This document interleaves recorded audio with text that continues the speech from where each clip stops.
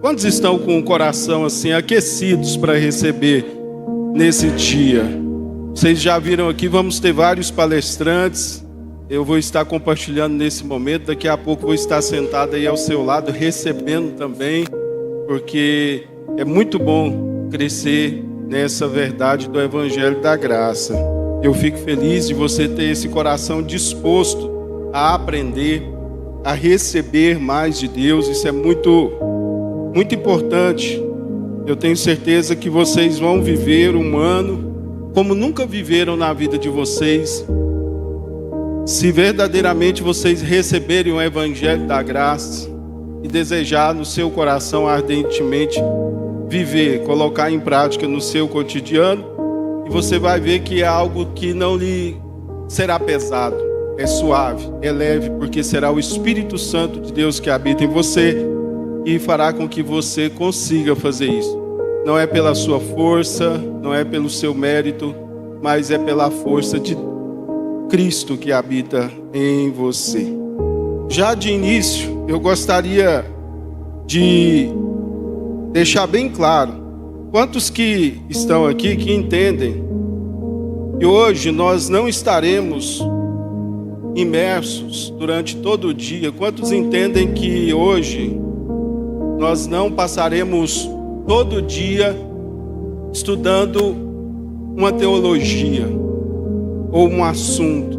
Quantos entendem que nós estaremos aqui durante todo o dia aprendendo a respeito de Cristo? Porque a graça não é um estudo, a graça não é uma teologia, a graça não é um estilo de vida, a graça é uma pessoa, e a pessoa bendita de nosso Senhor e Salvador Jesus Cristo. Quantos entendem isso? Se você não entende, fique em paz, fica tranquilo, não se condene por isso, mas eu tenho certeza que até o final desse dia você vai compreender isso. É tempo de viver o quê? A graça. 2026, tempo de viver a graça, tempo de viver a pessoa de nosso Senhor e Salvador Jesus Cristo. E eu estou dizendo isso não por achar que é assim ou pensar que é assim, porque o que eu acho ou o que eu penso de mim mesmo não vale nada. É o que a palavra diz que é. A graça é uma pessoa. Se você for até o Evangelho segundo escreveu João, capítulo de número 1, verso 17, diz que a lei foi dada por Moisés. João capítulo 1, acredito que, se for possível, pode colocar no... Não, pode tirar isso aí, não interessa para esse povo, não. Obrigado. Pode tirar, pode pôr aí. Isso. Capítulo 1 de João, verso 17. Porque a lei foi dada por meio de Moisés, mas a graça e a verdade vieram por meio de quem? De Jesus. Jesus disse: eu sou o caminho, a verdade e a vida. Aqui é bem claro o texto dizer que a lei foi dada por Moisés e a graça veio por meio de Jesus. Se você for em Tito, capítulo 2, no verso 11, vai dizer: porque a graça de Deus se manifestou, trazendo salvação a todos os homens. Trazendo salvação e não condenação. A graça se manifestou. Não foi necessário ninguém manifestar ela. A graça não foi manifestada pelos discípulos. A graça não foi manifestada por Paulo. A graça se manifestou. Ela se revelou a Paulo. Ela se revelou também aos discípulos. Assim como está se revelando a nós nesses dias. Mas a graça se manifestou, trazendo salvação. Quem dá salvação ao homem? Jesus. Então Jesus se manifestou. Então, irmão, se em algum momento a sua alma falou para você que esse dia vai ser cansativo, vai ser pesado, vai ser puxado, porque isso é coisa da alma.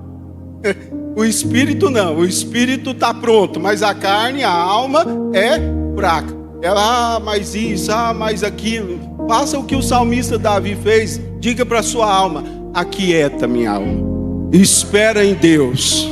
Mais um pouquinho você vai ver o que acontecer. Você vai ver o que vai acontecer. Eu vou descobrir mais da graça, eu vou fluir na graça. A minha casa vai estar debaixo da graça. Nós vamos estar vivendo os frutos da graça. Então nós estaremos imersos aqui debaixo da pessoa de Jesus, estudando a pessoa de Jesus Cristo, porque a graça é o próprio Cristo. E você sabe, o que nós podemos fazer hoje é algo tão glorioso que os profetas da antiga aliança, eles profetizaram isso, mas eles não compreendiam como seria isso. Isso que você está fazendo hoje, que eu vou fazer, que nós vamos fazer junto, até os anjos queriam entender isso. É ou não é algo poderoso? Se você for em 1 de Pedro, no capítulo de número 1, 1 de Pedro, primeira carta de Pedro, capítulo 1, verso 10, a seguir, 1 de Pedro, capítulo, eu vou dar muitos textos para você, se você quiser anotar, faz bem, e eu faço questão que você duvide de mim. Depois na sua casa você estuda mais isso, que eu tenho certeza que você vai crescer mais ainda na graça, porque como foi lido aqui, a revelação, ela é progressiva, o Espírito Santo vai fluir mais em você, essa revelação. 1 de Pedro, capítulo 1, verso 10 a seguir, diz assim: foi essa salvação que os profetas examinaram, e dela procuraram saber com cuidado. Que salvação? A salvação que veio por meio de Cristo, a salvação através da graça. Procuraram saber com cuidado, profetizando sobre a graça destinada a vós, indagando qual o tempo ou a ocasião que o Espírito de Cristo que estava neles indicava ao predizer os sofrimentos que sobreviriam a Cristo e a glória que viria depois desses sofrimentos. A eles foi revelado que era para vós, e não para si mesmo, que eles estavam ministrando essas coisas, que agora vos foram anunciadas por aqueles que pelo Espírito Santo enviado do céu vos pregaram o Evangelho. Até mesmo os anjos desejam examinar tais coisas. Irmão, isso é poderoso. E eles profetizavam, assim como eu e você hoje, nós falamos sobre o céu, sobre a eternidade com Cristo que ainda vai chegar, e não temos a imagem exata de como será, mas nós podemos imaginar e queremos saber, estudamos para saber.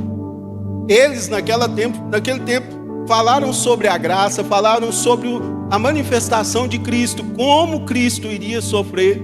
Só que o texto diz que depois que Cristo sofresse, está aí no capítulo 1 de Pedro, no verso 10, diz assim, que viria uma glória depois dos sofrimentos de Cristo. Entenda isso, porque Cristo sofreu, porque Cristo morreu, ressuscitou e voltou para o Pai, a igreja dele, a noiva dele, tem que viver em glória.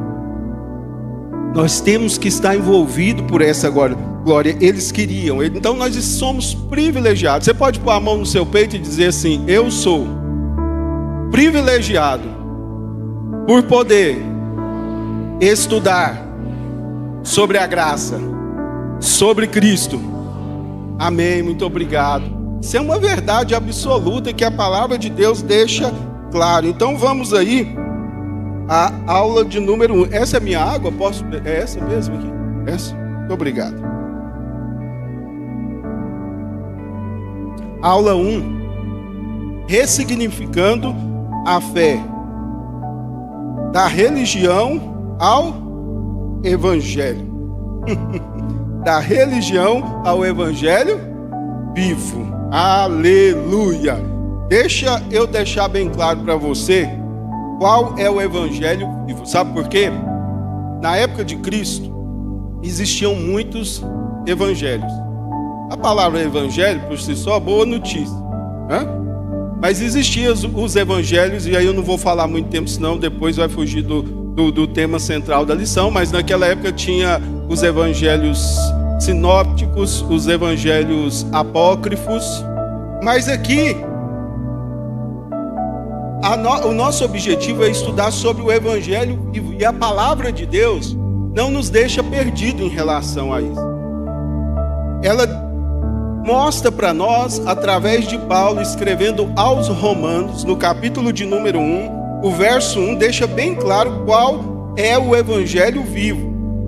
Aí em Romanos, capítulo de número 1, o verso de número 1. Isso, muito obrigado. O que está escrito aí? Paulo, servo de Jesus Cristo, chamado para apóstolo, separado para o Evangelho de quê? De Deus. Esse é o Evangelho vivo. É o Evangelho de Deus, que foi manifestado a nós através de quem? De Cristo Jesus. Esse é o Evangelho vivo. O Evangelho que veio através de Cristo Jesus. E por isso Paulo vai dizer em outra parte, nós vamos ver isso mais adiante, ele diz assim: ainda que venha um anjo do céu e anuncia outro evangelho que não seja esse, que seja o quê?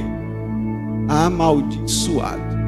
O evangelho vivo é o evangelho de Deus. Bem? O evangelho de Deus é o evangelho da graça, porque nos traz uma boa notícia de favor que eu e você não merecemos. Segunda carta de Paulo aos Coríntios, no capítulo 5, o verso 21 diz assim: aquele que não conheceu o pecado. Quem não conheceu o pecado? Jesus. Ele o fez pecado por nós. Quem fez quem? Deus fez Jesus pecado por mim e por você, né? Para que nele, ou seja, em Cristo, nós fôssemos feitos justiça de Deus. Que coisa maravilhosa é você ter essa consciência bíblica. Aquele que não conheceu o pecado, Jesus, Deus pegou o meu pecado, o seu pecado, e colocou sobre ele lá na cruz. Ele pegou o pecado de todos os homens, todas as mulheres, de todos os tempos, de todas as épocas.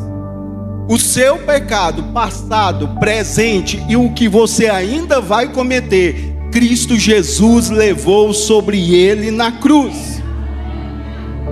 Hoje você pode ter paz com Deus, não porque você é bonzinho ou porque a senhora irmã é boazinha, não, mas porque Cristo pegou o seu pecado e pagou o preço por ele lá na cruz. Deus pegou o seu pecado e colocou sobre ele. Você tem essa paz no seu coração? Eu peço ao Senhor que cada dia te dê mais revelação disso. E já que eu falei sobre o Evangelho vivo, deixa eu falar aqui sobre religião. Religião. Você faz uma ideia do que é religião? Religião, meu querido, é tudo aquilo que o homem faz na sua força para tentar chegar até Deus. Tudo aquilo que o homem faz de si mesmo para tentar chegar até Deus é religião. E por isso existem várias religiões. Você está entendendo? Você precisa ter essa consciência bíblica que religião é isso. É o homem tentando chegar até Deus. Mas evangelho vivo, cristianismo, é tudo aquilo o que Deus fez para se chegar até mim e até você, para habitar em mim e em você. Então eu e você, o que nós vivemos? Religião ou evangelho? Evangelho. O que nós vivemos? Religião ou cristianismo? Cristianismo. Porque nós não vamos viver na religiosidade. Se alguém perguntar para você de que religião você é, fala: eu não tenho religião. Como assim? Não, eu sou cristão. Eu sou cristão, eu creio no evangelho do Deus vivo, que me amou de tal maneira que foi capaz de entregar o teu filho, que na ocasião era unigênito, hoje é o primogênito de muitos irmãos. Ele deu prova do seu amor para comigo, e porque eu aceitei o sacrifício dele, hoje eu posso ser chamado de filho de Deus. Ah, mas você não é perfeito. Não sou, mas Deus está trabalhando em mim e ele vai concluir a obra até aquele dia. Quantos podem dizer amém? Essa é uma verdade. Eu estou aí agora indo para a abertura teológica espiritual. E vamos ver aí que ao longo dos séculos, A fé cristã foi enchida de camadas culturais e moralistas, legalistas, filosóficas, que obscureceram a simplicidade do evangelho da graça. Porque vamos ser sinceros, irmão, aqui quando fala simplicidade, não fala de uma graça simplista, né? Mas de uma graça simples mesmo, porque basta crer com o coração, confessar com a boca, né? Crer que Jesus é o Senhor e Salvador, pagou o preço pelos seus pecados e pelos meus, pelos nossos totais. Crer com o coração e confessar, pronto, está salvo, irmão, está salvo. Não significa que você ainda não vai pecar, porque você vai. Por mais aleluiado que você seja, você vai pecar. Isso é fato. Então aqui, ela é simples, mas não é simplista. E por isso, conforme está em 1 Coríntios, eu não vou ler o texto aqui, mas em 1 Coríntios, se você quiser anotar para ler na sua casa, a partir do verso 18, você vai ver que essa graça para muitos é o quê? Loucura. Tem pessoas bacanas, legais, pessoas que se dizem filhos de Deus, mas se você for pregar o evangelho da graça, eles vão falar que é loucura. E basta o sacrifício de Jesus Cristo, eles vão falar que é loucura. Então nós entendemos que ao longo dos séculos, isso foi entrando disfarçadamente no meio da igreja. Quando você vai olhar Jesus, quando esteve aqui trabalhando no seu ministério terreno, entre os homens, você vai ver que Jesus se deparou com isso. E Jesus não teve problema com pecador, sabia disso? O problema de Jesus era com quem? Com os religiosos da época. Você vai encontrar em Mateus 15, em Marcos 7, você vai encontrar Jesus falando assim para eles: vocês, com a sua religião, com seus usos e costumes, com as suas práticas, vocês anulam a palavra de Deus. Foi Jesus que disse isso, não foi eu. Está na palavra. Depois você lê lá em Marcos 15, ou Marcos 7, Mateus 15. Lê lá que você vai ver Jesus falando assim: vocês, por causa da sua religiosidade, vocês anulam a palavra de Deus. Você vai encontrar em diversos lugares os religiosos perseguindo Jesus. Aliás, Jesus, é claro que tinha um propósito muito grande, é eu e você, mas os religiosos da época perseguiram e mandaram ele para onde? Para a cruz, porque eles não concordavam com o que Jesus pregava. Então hoje o Espírito Santo quer remover essas camadas dos nossos corações. Irmão, eu vou ser sincero para você.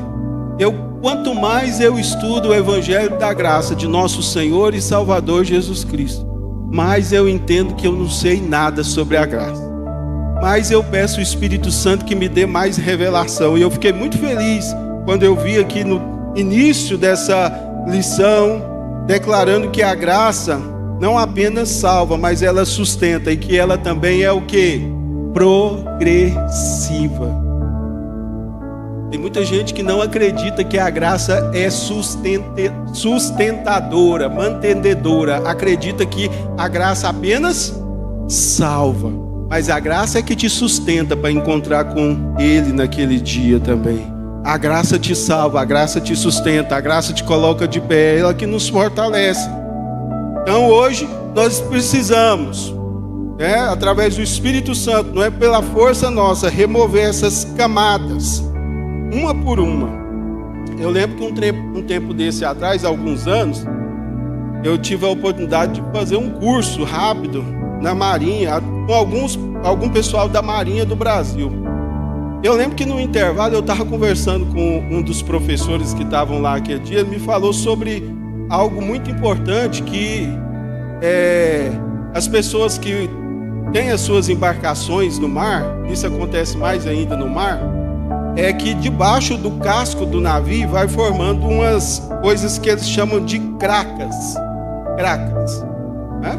Por causa das algas vivas do mar, debaixo vai tendo aquela aglomeração ali. De tempos em tempos a embarcação tem que ser suspensa e arrancar aquelas camadas de cracas. E ele dizia o seguinte, que se não fazer isso, a embarcação perde força para navegar no mar. Chega a perder até 50% da sua potência. O consumo de combustível vai lá para cima, porque atrapalha no atrito do barco com o mar. Está entendendo? Preste bem atenção. Essas camadas que são adicionadas ao cristianismo, que muitas das vezes levam o nome de credo, que está fora da palavra de Deus, e não está aqui incluído na palavra de Deus, porque nós temos que confrontar a palavra com a palavra, sustentar a palavra pela palavra. Tudo isso vai fazendo com que o cristianismo autêntico se torne algo pesado. Por isso que muitos cristãos autênticos sentem o cristianismo pesado. E Jesus falou: vinde até mim, porque o meu jugo e o meu fardo. Bom, se não for suave e leve, não é de Cristo. Se não for suave e leve, dá uma olhada debaixo da embarcação aí, porque tem cracas precisando ser tirado. Quando você tira o navio, o barco vai passar por cima da água mansinho, o consumo de energia vai ser mínimo. Então nós precisamos, com a ajuda do Espírito Santo, retirar essas camadas colocadas pela religiosidade. Nós podemos ver aí que muitos vivem baseado em sombras do Evangelho e não na sua luz plena. Em Hebreus capítulo 10, o verso 1 diz que a lei, porque tendo a lei a sombra dos bens futuros, Hebreus 10, 1, tendo a lei a sombra dos bens futuros e não a imagem exata das coisas, nunca, viu? Diga assim, nunca. Fala assim, jamais. Obrigado. Nunca, irmão. Pelos mesmos sacrifícios que continuamente se oferecem a cada ano, pode aperfeiçoar os que a ele se chegam. Observa que a lei só tinha sombra, sombra dos bens futuros, e não a imagem exata. E nunca a lei conseguiria aperfeiçoar eu e você. Você sabia? A lei é muito impessoal. Ela é muito fria. Na lei, o relacionamento não tem sangue. Literalmente, é frio, é gelado. A lei é fria, é gelado. Imagina um casamento que... Quantos são casados aqui? Levanta a mão, deixa eu ver. Então tá, obrigado. Você vai entender muito bem isso. Vamos supor, o senhor Lei é casado com a irmã, o senhor Lei. Aí o que acontece? Quando vai casar, o senhor Lei passa os 10 mandamentos para ela. Mandamento número 1, me beijará quando chegar em casa. Mandamento número 2, vai fazer comida para mim. E mandamento número 3, você vai ter relacionamento comigo todo dia. Não, todo dia não, porque você não dá conta. É um dia sim, não. Né? Aí um dia o senhor Lei chega em casa, daquele jeito, com um coração amoroso, e ela beija aí. Ele olha na cara dela e: por que você me beijou? Ela fala: primeiro mandamento, beijará o senhor. E essa comida? Pai, segundo mandamento. Terceiro mandamento: por que você acabou de fazer isso comigo? Pai, terceiro mandamento. Tem vida nesse negócio? Alguém queria viver isso, esse troço, sem vida? Você acha que Deus queria viver assim? Aí o senhor Graça, o senhor Graça casa com a irmã. Nunca deu nada de lei para ela. A hora que ela chega, tarraca no pescoço dela e beija. Por que você me beijou? Porque eu te amo, seu maluco. E essa comida quem tinha? Porque eu que amo cozinhar para você. Eu chego outro dia também, a Graça chega e não tem comida. E isso, tira o isso, não tem isso. A Graça fala: você não fez a comida? Não fiz, não estou bacana, não estou legal. Tudo bem, deixa comigo, a Graça faz. Se não faz, pelo menos liga para o delivery e manda trazer a comida. Amém? Então, irmão, entenda que a lei, sendo sombra de bens futuros, ela nunca poderia fazer o que só Cristo pode fazer por mim e por você. A lei, ela é impessoal. Ela é muito impessoal. E outra questão muito importante que eu vejo que assim tem necessidade de nós compreendermos é que o Novo Testamento, ele está escondido dentro do Velho Testamento. Não me acuse de pregar que eu não gosto do Antigo Testamento. Pelo contrário, eu amo também o Antigo Testamento. Eu acho necessário ele, sim. Mas o Novo, você tem que ler a Bíblia com a visão da graça. O Novo Testamento está escondido no Velho e o Velho é revelado no Novo. Quer uma experiência para você fazer esse ano? Eu sei que você já tem algumas missões de leitura bíblica, mas tente lá uma coisa para você ver. Começa a ler o Pentateuco: Gênesis, Êxodo, Levítico, Número e Deuteronômio, junto com Hebreus. Como que a sua mente vai expandir ainda mais. Você vai ter um entendimento da lei que você nunca teve, porque Paulo, em Hebreus, escreve o porquê da lei. E você vai lendo lá o Pentateuco e você vai descobrindo em Hebreus o porquê que teve essas sombras. Não a imagem exata, mas sombra. Quantos querem viver na sombra? Não, né? Quantos querem a imagem exata que é Cristo na sua vida? Amém. É por isso que você está aqui nessa manhã. Outros vivem com a imagem distorcida de Deus. Esse aí vai ter mais professores que vai falar mais profundamente sobre isso. Mas, irmão, é um perigo viver com a imagem distorcida de Deus, né? Vivem como Adão, escondido atrás das árvores, porque fez o quê? Pecou. E tinha uma imagem a partir daquele momento distorcida. Mas ali no Éden, se você ler Gênesis com os olhos da graça, você vai ver no Éden já a graça sendo manifestada ali. Quando o homem peca, ele tenta viver pelas obras. O que ele vai fazer para ele? Uma vestimenta de folha de figueira. Figueira tem sangue? Não tem, é folha, não tem sangue. A Bíblia diz que sem o derramamento de sangue, não tem perdão de pecados. Então você vai ver que ali no Éden, quando Deus vem atrás do homem, porque o homem pecou e não clamou por misericórdia, mas você vê da graça de Deus, foi o próprio Deus vindo atrás do homem. A propósito, o que Deus falou para o homem quando ele veio atrás dele? Você lembra? Adão, o que você fez? Foi isso que ele falou? Aonde estás? Irmão, se Deus fosse religioso, ele ia falar: Adão, o que você fez? Depois tudo a perder. Acabou com tudo agora. Você está condenado. Você está de castigo. Essas coisas todas aí. Mas não, ele falou: aonde estás? Deus sabia o que Adão tinha feito. Amém? Você concorda com isso? Mas ele perguntou o que? Aonde você está? Porque Deus é um Deus de relacionamento. Adão, onde você está? Pode vir para a minha presença que eu vou resolver aquilo que você bagunçou. Porque no primeiro Adão, tudo foi colocado assim, muito dificultoso. Mas no último Adão, que é Cristo, tudo foi renovado para mim e para você. Então, irmão, nós precisamos disso. É muito importante nós termos esse entendimento.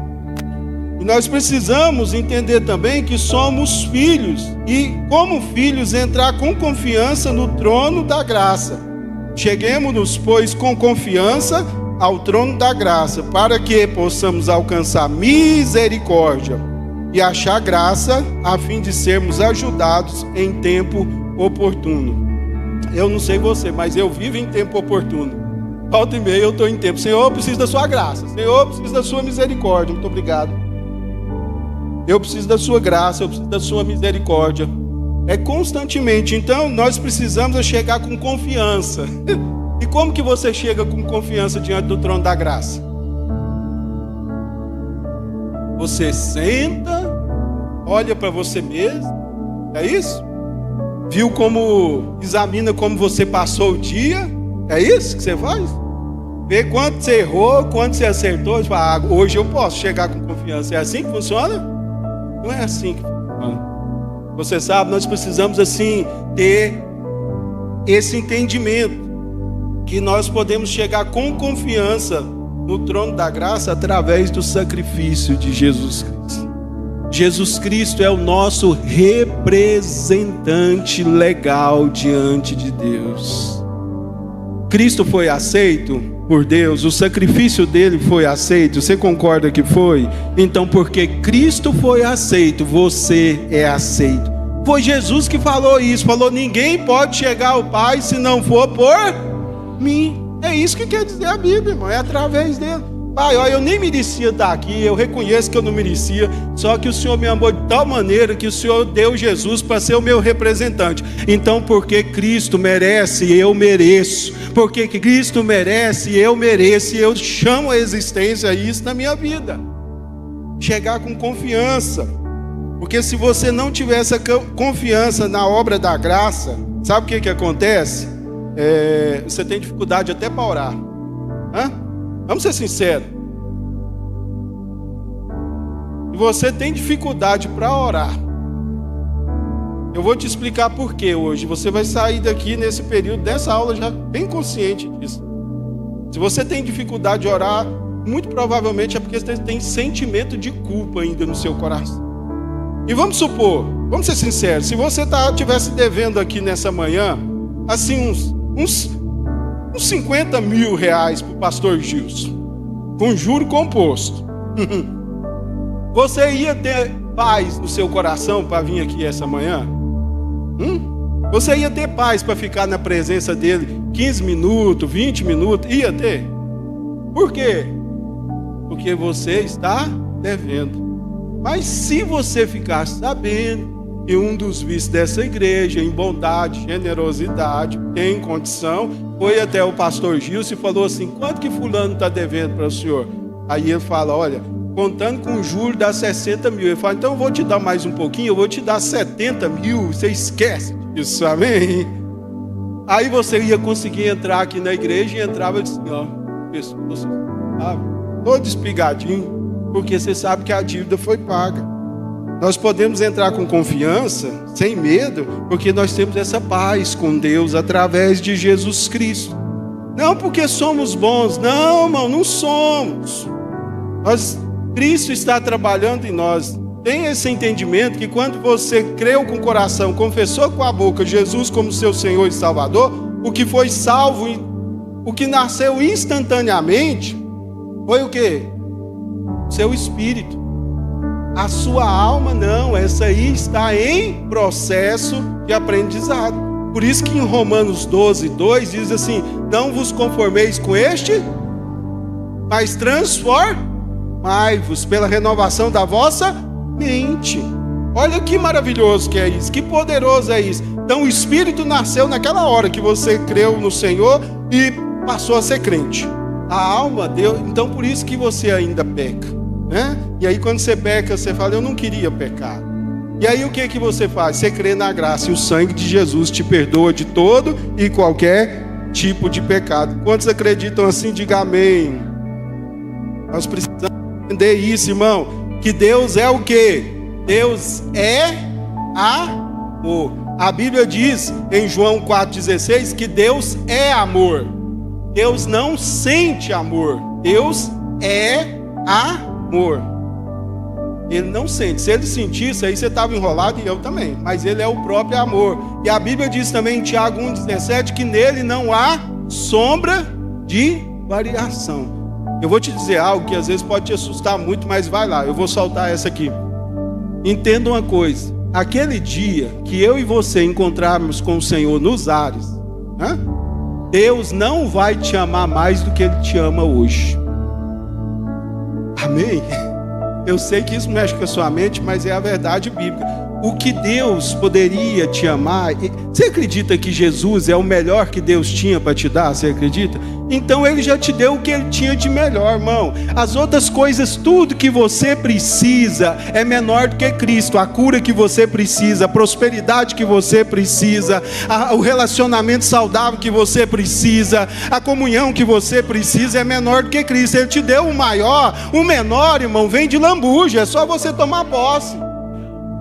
Entenda que como filhos, eu e você somos exército de ocupação e não de conquista. Nós temos que lutar para conquistar. Nós temos que pagar o preço para conquistar. Não! Quem conquistou por você foi Jesus. A bênção que você precisa, Jesus conquistou por você. Eu e você somos um exército de ocupação. Lá na antiguidade se entendia muito isso, que a guerra era vencida, aí os soldados vinham pegando o quê? Os despojos de guerra. Nós somos esses que pegam os despojos de guerra. Amém? Então viva isso cada dia mais e mais. O texto base, a análise exegética aí, vai falar aí sobre Jesus redefinindo o conceito de fé. Porque, irmão, isso é muito sério.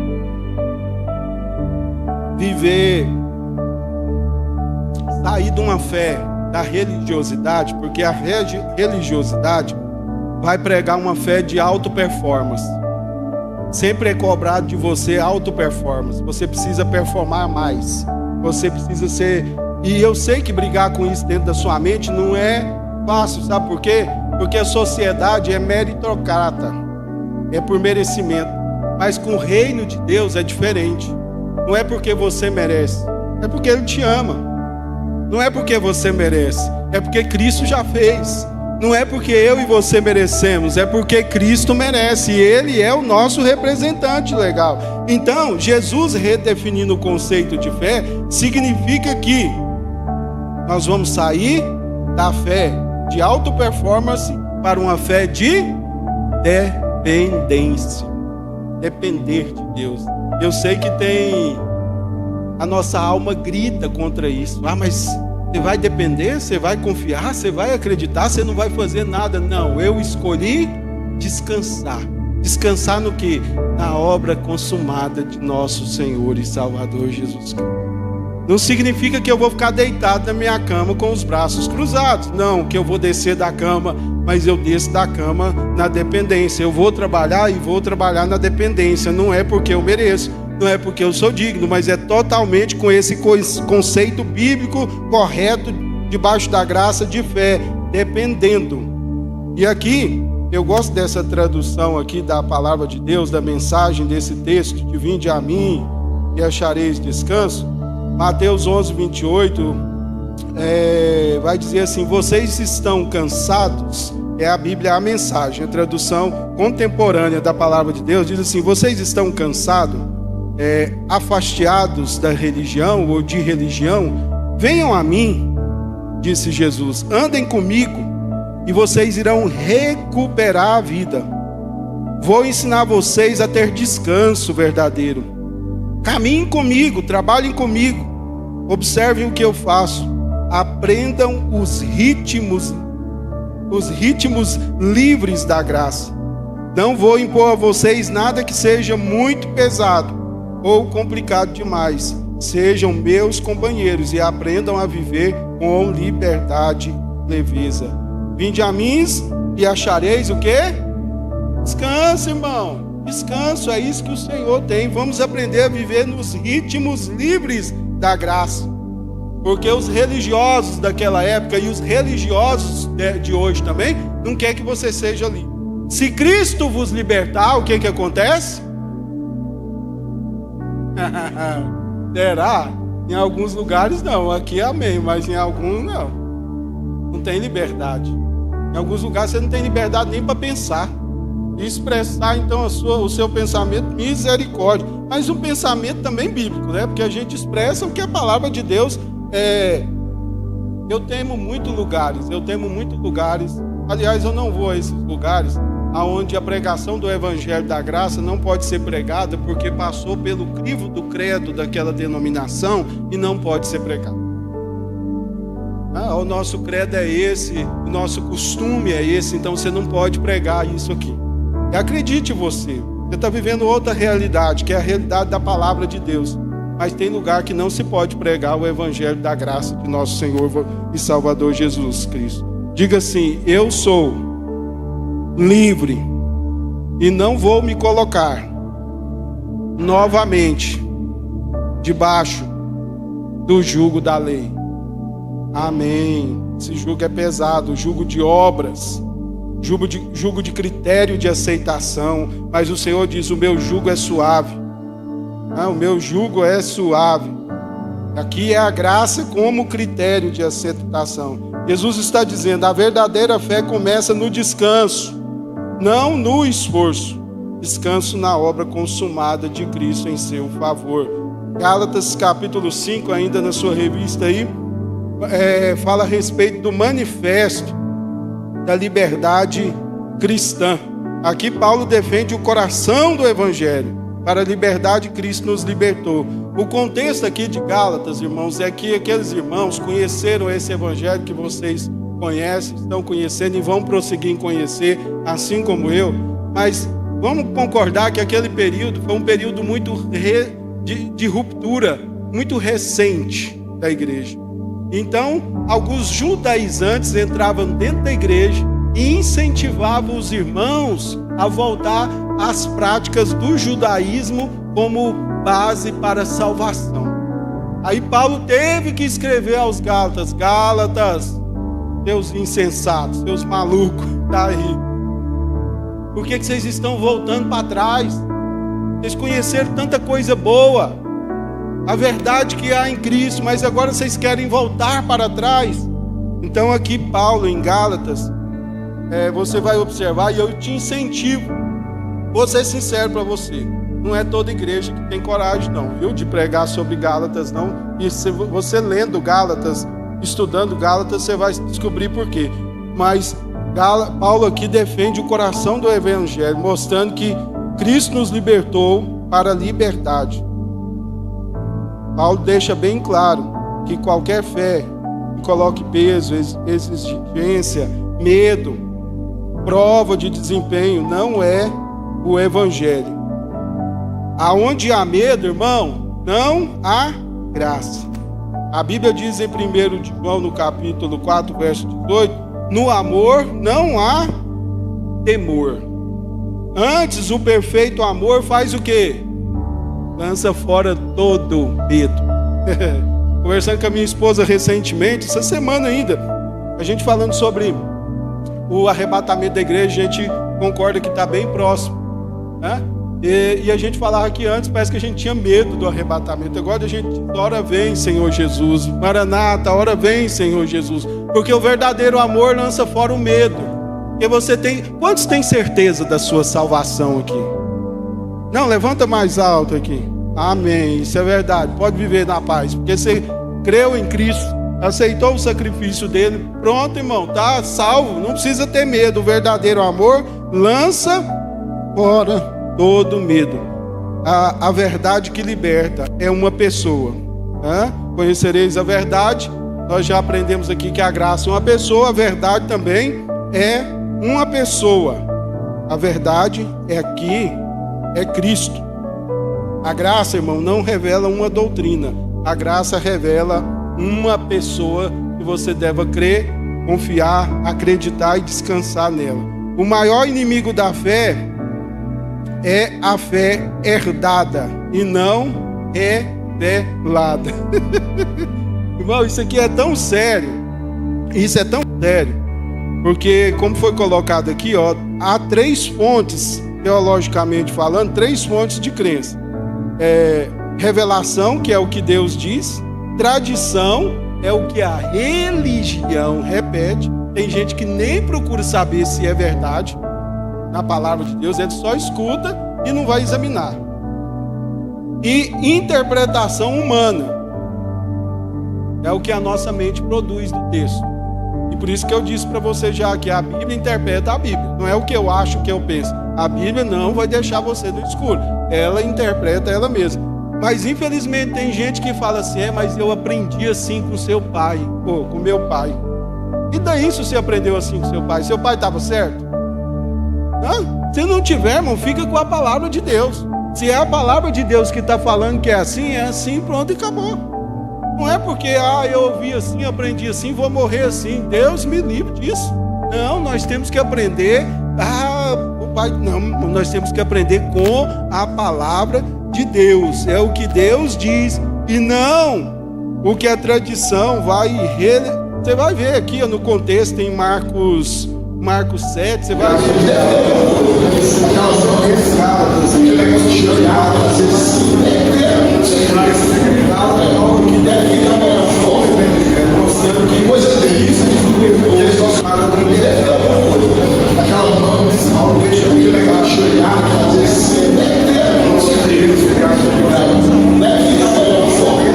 Mandamento zero. Quem sabe quantos mandamentos eram? 613, irmão. Inclusive você que está usando aí, ó. Todos nós hoje aqui, baleia, éramos pecadores. Você está usando 2 tipos de tecido. Segundo esses 613, no meio dele está dizendo lá que você, quando vestisse uma roupa, não podia vestir 2 tipos de tecido. Se tivesse vestido um tipo de tecido, era só um tipo de tecido e pronto, acabou. O Senhor de Jesus tem poder, estranho, ué. Irmão, é pesado. É pesado. Então o que acontece? Nós temos que olhar se a nossa fé ela é revelada pela palavra de Deus e é o Espírito Santo em nós que vai revelar essa palavra, ou se nós herdamos esse negócio. Eu disse para você, eu estou lavando a minha mente com a palavra para me aprender mais e mais da graça, cada dia mais. Você vai ver que Pedro teve dificuldade de aceitar a graça. Você vai ver que o Senhor deu aquela visão, aquele lençol, aquele trem, falou come, bebe, que ele falou, Deus me livre de comer. Ah, Pedro, quem é você, rapaz? Eu santifiquei essas coisas, você falar que é imundo, agora você vai na casa de Cornélio e prega o evangelho para ele. Ele chegou lá, que jeito que ele chegou? Vai lá olhar em Atos para você ver. Ele chegou aqui, irmão, imagina alguém chegar na sua casa para pregar para você e olhar para você, Deus me mandou aqui, mas eu quero dizer para você, eu não me misturo com essa gentalha. Porque foi assim que ele chegou lá, ué. Ele falou isso na cara dura para aquele povo. Olha, vocês sabem que nós judeus não sentamos com vocês, não entramos na casa. Você sabe o que aconteceu ali, mas quando ele voltou, na hora que ele chegou no meio dos religiosos, Pedro, você esteve no meio daquele povo, rapaz, você sentou com eles, rapaz. Lembra a resistência de Pedro? Chegou o ponto de Paulo ter que resistir Pedro na cara. Depois Pedro falou mais na frente, olha, Paulo pega umas coisas difíceis de entender, mas o que ele prega é verdade. Ele está pregando a graça, é verdade. Então, irmão, saia da fé herdada e venha para a fé revelada. É o Senhor esse ano, eu tenho certeza. Isso aqui é só o início, é só o início. Durante todo o ano, Deus vai continuar revelando a fé para você. Cada dia mais. Quantos querem isso na sua vida? Amém. Ressignificar a fé e curar a imagem de Deus. Há 2 imagens que governam a vida espiritual: a imagem que você tem de Deus, e a imagem que você acredita que Deus tem de você. Infelizmente tem muitas pessoas que acreditam que a imagem que Deus tem deles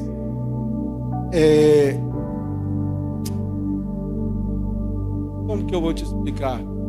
De escravo. O que você é? Perguntar para muitos crentes que não conhecem o evangelho da graça, o que você é? Aí você vai dizer, eu sou servo de Deus. Não, você pode servir a Deus, mas você não é servo de Deus. Você é filho de Deus. Tem uma diferença muito grande. Quando os filhos servem, há beleza. Quando servos servem, não há beleza. É obrigação. Você vai encontrar isso assim, olha, irmão, de forma muito clara na parábola do filho pródigo. Os 2 irmãos, aquele que ficou em casa, que recebeu herança sem pedir, porque o que pediu foi o rebelde, o que foi embora, Mas ele ficou, e quando viu o outro irmão voltar, aquele da cara de pau, irmão, tem hora que a gente precisa ter cara de pau para pedir as coisas para Deus também, Senhor, me dá santa cara de pau para te pedir as coisas. Tem que ter, tem que pedir, irmão. Pede coisa grande, tá? Pede o pão inteiro. Não pede as migalhas, não. Porque você é filho, você pede o pão inteiro. Você é filho. Você vai encontrar aquele filho que volta. A hora que ele volta, ele chega perto do pai. O que ele fala para o pai? Pai, eu pequei contra ti. Me faça o quê? Como um dos seus servos. Jornaleiro. O que foi a resposta do pai para ele? Que isso, meu filho? Você é meu filho. Você é herdeiro. Aí o outro volta. O que ele fala para o pai? Eu acredito que o senhor está fazendo isso para o meu irmão. A vida toda eu te servi como um quê? Como um escravo. Que dia que o pai dele pediu ele para servir ele como escravo? Nunca. Porque ele servia como escravo, ele nunca desfrutou do que o pai tinha. Nunca comeu um capado errado. Aquele que estava lá com aquela gordurinha maravilhosa, que é bom colocar lá na grelha, assim, para assar. Não, porque ele tinha visão de escravo. Quando você é filho, quando você entende que é filho, que você foi tomado por adoção, através do sacrifício de Jesus Cristo, você entende que você tem direito da herança. Nós somos herdeiros de Deus e co-herdeiros com Cristo. Nós somos da família de Deus. Nós estamos assentados na mesa com Cristo. Nós participamos juntamente com Ele, porque somos filhos. Amém? Põe a mão no seu peito, diga assim: eu sou um filho amado, favorecido e abençoado pelo meu papai, que é Deus.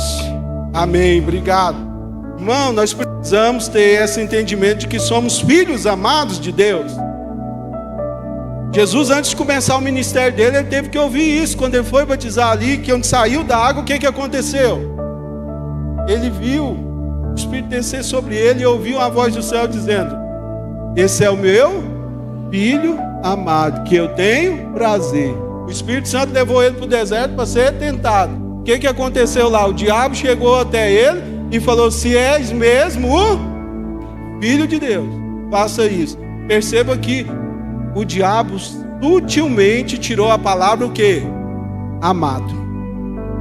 O diabo não tem problema de que você saiba que você é filho de Deus. Ele não quer que você tenha consciência de que você é um filho amado. Porque quando você sabe que é amado, você tem a vida que João tinha. Aí João era o discípulo a quem? Ele sabia que Jesus amava ele. Foi o único, irmão, que teve uma morte de morte natural. Ele que estava lá no pé da cruz, que Jesus olhou para ele: mulher, eis aí o teu filho, eis aí tua mãe. João, cuida dela para mim. Porque sabia que era o quê? Amado. Quando você sabe que é amado, você tem paz com Deus, você faz parte da família, você tem direito da herança. Viva isso, irmão, cada dia na sua vida. Isso é poderoso. Tópico 3 aí: a graça não melhora o crente, a graça recria o crente. Não é questão, irmão, de melhorar. Eu tenho que melhorar. Não, para com isso, descansa o seu coração. Entenda, pelo amor de Deus, entenda aquilo que Paulo falou aos Gálatas: eu estou crucificado com Cristo, não vivo mais eu, mas Cristo vive em mim. Quando Cristo morreu na cruz, o seu velho eu morreu. O seu velho eu morreu. Quando ele ressuscitou, você ressuscitou com ele. Por isso agora você pode dizer que é nova criatura. Nasceu de novo. Não é perfeito ainda, amém? Ou tem alguém aqui que julga que é perfeito? Você não chegou à estatura de varão perfeito. Nem eu. Uma criança quando nasce, nasceu, mas já é perfeito? Não. Tem que nascer o cabelinho, tem que nascer o dentinho, tem que aprender a andar, tem que aprender até a respirar. Tem uns que te ajudam até para respirar, para comer. Mas nasceu, é nova criatura, amém? E nós não somos diferentes. Então entenda que nesse processo, não é você tentar, é você aceitar quem você é em Cristo. Você receber essa realidade bíblica, que a palavra diz ao seu respeito, falar: eu sou o que a palavra diz que eu sou. Eu tenho o que a palavra diz que eu tenho. E eu posso fazer o que a palavra diz que eu posso fazer. Você não faz ideia de quantas vezes eu tenho que repetir isso para mim mesmo na volta do dia, irmão. Porque constantemente a minha alma vem mentir para mim. Vem me tentar, sabe, me enganar. Ela vem tentar me ludibriar. E eu falo: aquieta minha alma, espera aí, escuta aí um negócio. Eu sou o que a palavra diz que eu sou. Eu sou amado, eu sou perdoado, eu sou justificado, eu sou favorecido, eu sou herdeiro, eu sou co-herdeiro, eu estou por cima, eu faço parte da descendência que toma posse da terra. Porque nós temos que lavar cada dia mais e mais o nosso coração com a palavra de Deus. E a conclusão aqui, partindo para a conclusão, nós vamos ver aqui que 2026, como está na sua revista, o ano do Evangelho vivo, em movimento, será um ano em que o Espírito Santo vai curar a sua visão sobre Deus. Irmão, Deus quer restaurar, entenda isso, a visão de paternidade que você tem dele. Um dos motivos, Jesus veio para te salvar, mas um dos motivos que Jesus veio também foi para ensinar nós a chamar a Deus de quê? Pai. Nossa, quando Jesus começou com esse papo de Deus ser pai, irmão, aqueles religiosos ficou, irado. Irado. A oração é a oração do quê? Pai nosso, olha que maravilha. Então, se você tem a visão que você tem um pai que é Deus, e me entenda muito bem, eu sei que eu estou falando com diversos tipos de pessoas. Aqui tem pessoas que tiveram pais assim excepcionais, mas eu sei que aqui tem pessoas que os pais abandonaram, os pais biológicos abandonaram. E aí talvez você vai tentar ver Deus com essa visão paterna terrena, mas essa não era a vontade de Deus nunca, que o seu pai biológico te abandonasse. Não, pelo contrário. Quando o Senhor cria a família, era justamente para isso, para passar uma visão para nós de como um pai tem que ser um pai que está dentro dos parâmetros bíblicos, ou pelo menos se esforça para ficar dentro dele, para que os filhos tivessem uma visão assim maravilhosa de Deus. Graças a Deus o meu pai me passou essa visão. Eu lembro muito bem que uma vez eu estava em Goiânia, já tarde da madrugada, e tinha acabado o dinheiro tudo do mês. Eu recebi ele e eu gastei ele num final de semana numa daquelas boates em Goiânia. E de madrugada eu liguei para meu pai pastor. Liguei a cobrar. Não existia celular naquela época. Você olhando para mim, você acha que eu não sou tão antigo assim, eu sei disso, obrigado. Mas na época não tinha nem celular. Eu fui no orelhão e liguei 90, chamei a cobrar, o telefone tocou lá em casa. Aí eu falei, pai, só podia me buscar. O que foi, meu filho? O dinheiro acabou, eu estou em tal lugar. Eu vou ir, daqui a pouco eu estou aí. Ainda escutei no fundo a minha mãe falando assim, Cláudio, não é possível. Você vai fazer isso de novo? Ele falou, eu vou lá buscar ele. Ele desligou o telefone e eu fiquei sentado na beira do meu fio. De repente chega o carrinho dele ali, abriu a porta, eu entrei, sentei, ele não falou nada. Eu cheguei em casa, fui para o quarto, comecei a chorar, mas dentro de mim eu sabia que meu pai me amava. Mas eu sei que tem pessoas que, pelo contrário, sofreram uma vida de abandono, às vezes até de agressão física. Mas entenda isso e receba cura nessa manhã. O seu pai que é Deus, Ele te ama, Ele tem o melhor para você. Ele já deu provas desse amor. Ele entregou Jesus por você. Ele precisa que você deixe nascer no seu coração essa garantia e essa certeza de que você é profundamente amada por Ele, altamente favorecida por Ele, grandemente, escandalosamente abençoado por Ele. Glórias a Deus. Glórias a Deus. É muito importante nós vivermos isso no nosso cotidiano, temos essa certeza, porque isso, irmão, isso vai redefinir a nossa identidade em Cristo. Sabermos quem nós somos em Cristo. Não perca a sua identidade de filiação, não é? Essa identidade de filiação é fundamental. Saber que você faz parte de uma nova aliança. Uma nova aliança que foi feita através de quê? Você lembra o que Jesus falou? Pegou o pão, partiu, repartiu, deu graça, depois pegou o cálice dizendo, esse é o cálice da nova aliança do quê? Do seu sangue? Do meu? O que falou? Meu sangue, meu, é o sangue dele, não é o seu não. Ai, Senhor, mas me dá uma indignação santa quando eu vejo algum, religioso dizer assim, é tão difícil servir a Deus. É porque você está indo pelo seu sangue. Não, eu falo você, é o religioso, não você aqui. É porque a pessoa está indo pelo sangue dele, aí é difícil. Mas se for pelo sangue de Cristo, irmão, é fácil demais. É tudo por Ele, por meio dele, através dele, não é nada de você. Mas isso vai mexer com o meu o quê? Orgulho, a minha vaidade.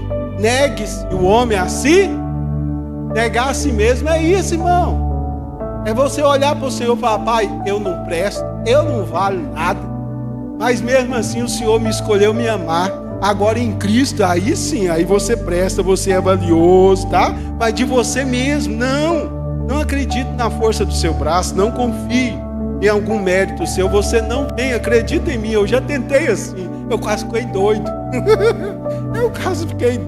isso acaba com a gente, isso faz a gente ter, sabe, até medo de ler a Bíblia, mas tem uma consciência de que você tem uma identidade em Cristo, que você é amado por Ele, que Jesus Cristo, através do sangue dele, te deu acesso ao Pai. Isso começou a ser mostrado desde a antiguidade, quando você vai, por isso que eu incentivei você, quando você pega lá a antiga aliança, você vai observar como o sacrifício era oferecido. O homem pecava, aí tinha um pecado individual. O que eles pegavam? Eles pegavam um cordeiro, né, assim, e levavam até o sacerdote. Preste bem atenção, porque isso é importante. Eles pegavam um cordeiro, levavam até o sacerdote. Chegava lá, o que o sacerdote fazia? Examinava quem? O homem ou o cordeiro? O cordeiro. O sacerdote nem olhava para o homem. Ah, tá, o cordeiro está aceito. Põe a mão na cabeça, transferiu o pecado do homem para o cordeiro. E aí o sacerdote matava o cordeiro, o negócio estava resolvido, porque o cordeiro foi aceito. Quem é o seu cordeiro hoje? Jesus, porque Jesus foi aceito, você e eu somos aceitos. Irmão, isso é a lei do representante. A lei do representante. Você lembra lá da luta de Davi com Golias? Escolhe aí um homem entre você. Tudo tem um porquê, mano. No Antigo Testamento você vai trazer para o Novo, você vai entender. Escolhe um representante, um de vocês, um contra um nosso. Lembra disso? Aí o que aconteceu? Não precisa morrer todo mundo. Quem é o seu representante hoje? Mano, descansa. Jesus é o seu representante. Para de se acabar tentando aí. Vou me acabar. Não, você vai se acabar mesmo. Cristo é o seu representante. Isso eu falei do pecado individual, hein? Tem o pecado da nação também, né? E uma vez por ano, no Yom Kippur, está lá no Antigo Testamento também, o sumo sacerdote apresentava o sacrifício por ele, um novilho era matado, é muita coisa, depois você lê lá. Ele matava o novilho, com o sangue do novilho, ele entrava no Santo dos Santos, aspergia o sangue ali sobre a arca, a menorá e tudo, e de repente ele saía e tinha dois animais ali, um que ia ser levado para o deserto com o pecado do povo, e o outro sangue ia ser derramado. E o sacerdote, uma vez por ano, entrava lá, e se ele saísse com vida, o que significava? O pecado da nação tinha sido perdoado por um ano, ia ser um ano de bênção, até chegar o ano que vem de novo. Quem é o seu sumo sacerdote? Jesus. Ele foi aceito? Aliás, Hebreus vai dizer que o sacrifício dele foi o mais excelente que existiu. E ele assentou, entrou na presença de Deus e assentou. Ele não está trabalhando mais hoje, porque foi um único sacrifício de uma vez por todas. Porque ele foi aceito, eu e você somos aceitos. Nós temos direito da bênção. Tudo isso, irmão, que eu falei para você, Deus quer que você chame a existência, que você evoque. A Bíblia diz o seguinte: olha, chega até mim, apresenta até mim as tuas razões. Está lá em Isaías, os seus direitos, que eu quero te justificar. Então, Deus, eu estou aqui diante do Senhor porque Cristo pagou o preço, e porque Cristo pagou o preço, eu não aceito essa enfermidade dentro da minha casa, eu amaldiçoo ela no nome de Jesus, e eu ordeno que saia e vai para longe, lá para o quinto dos infernos, para lá, manda para lá, manda para lá, e pronto, e descansa. Ter essa consciência, eu estou encerrando aqui, essa consciência que você faz parte dessa nova aliança. Fazer parte de aliança, irmão, saber ter consciência da aliança é tão poderoso que Davi, quando chegou para lutar com o gigante, o que ele falou? Quem é esse filisteu incircunciso? O que Davi estava dizendo? Ele não tem aliança, mas eu tenho aliança. Tenha consciência de aliança, tenha consciência que você é um filho amado, tenha a imagem exata do seu Pai, que é Deus que te ama. Eu tenho certeza, irmão, que até meia-noite você vai fazer alguma coisa que vai contrariar a Deus. Mas entenda de uma coisa, você já está perdoado, está tudo bem. Não deixe o inimigo tirar a sua paz e a sua comunhão com Deus. Amém? Quantos receberam a palavra nessa manhã? Que coração generoso que você tem. Amém? Eu agradeço aqui a oportunidade que me foi concedida nessa manhã. E que você possa continuar desejando ter revelação e conhecimento dessa graça. A graça é poderosa. Você não pode e eu não posso viver sem ela. Amém, querido? Muito obrigado.